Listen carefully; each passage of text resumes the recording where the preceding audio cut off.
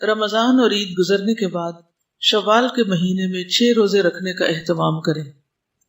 حضرت ابو ایوب انصاری سے روایت ہے کہ بے شک رسول اللہ صلی اللہ علیہ وسلم نے فرمایا، جو شخص رمضان کے روزے رکھ کر شوال کے مہینے میں 6 روزے رکھے اسے عمر بھر کے روزوں کا ثواب ملتا رہتا ہے، گویا آپ نے سارا سال روزے رکھے۔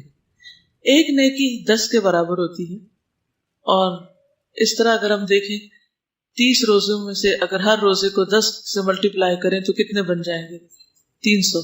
اور 6 روزے جو آخری ہیں 60 ہو جائیں گے۔ سال میں کتنے دن ہوتے ہیں؟ تو گویا آپ سارے سال روزے سے رہے۔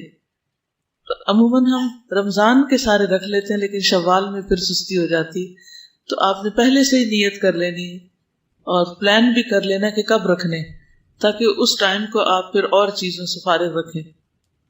ایک اور جگہ پر فرمایا، رمضان کے روزے 10 مہینے اور شوال کے 6 روزے 2 مہینوں کے برابر ہیں، اس طرح یہ 1 سال کے روزے ہوں گے۔ یہ روزے عید کے فوراً بعد یا وقفے کے ساتھ مسلسل یا الگ الگ دونوں طرح رکھے جا سکتے ہیں۔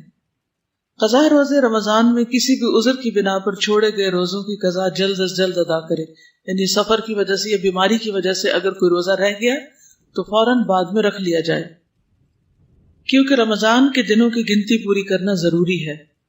لیکن یہ روزے شوال کے نفلی روزوں کے علاوہ رکھے جائیں گے، یعنی یہ نہیں کہ آپ شوال کے اور قضا روزے اکٹھے کر دیں۔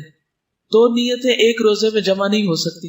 آپ یہ نہیں کہہ سکتے کہ اللہ وہ جو میرے پیریڈز کی وجہ سے روزے چھوٹے تھے وہ شوال میں بھی آپ کاؤنٹ کر لیں کیونکہ میں شوال میں قضا رکھ رہی، نہیں، وہ 6 دن الگ ہوں گے اور یہ 6 دن الگ ہوں گے۔ پہلے فرض پورا کرنا ہے پھر نفل رکھنا، اس طرح 12 دن بن جائیں گے، لیکن اس میں اپنے آپ کو مظلوم نہ سمجھے کیونکہ آپ نے 6 دن پہلے چھٹی کر لی ہے، تو حساب برابر ہی ہے۔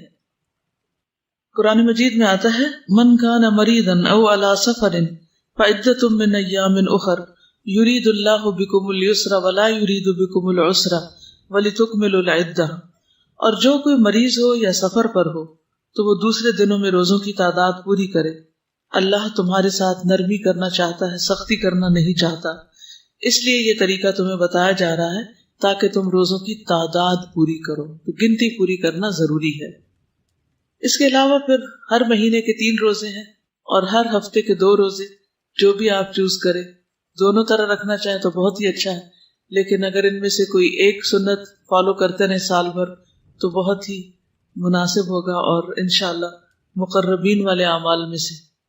رسول اللہ صلی اللہ علیہ وسلم نے فرمایا، سوموار اور جمعرات کو لوگوں کے اعمال اللہ کے حضور پیش کیے جاتے ہیں، اور میں چاہتا ہوں کہ جب میرے اعمال اللہ کے ہاں پیش کیے جائیں تو میں اس وقت روزے سے ہوں۔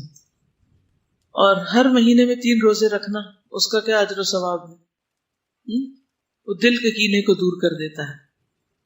3 کون سے دن؟ 13، 14، 15، ٹھیک ہے۔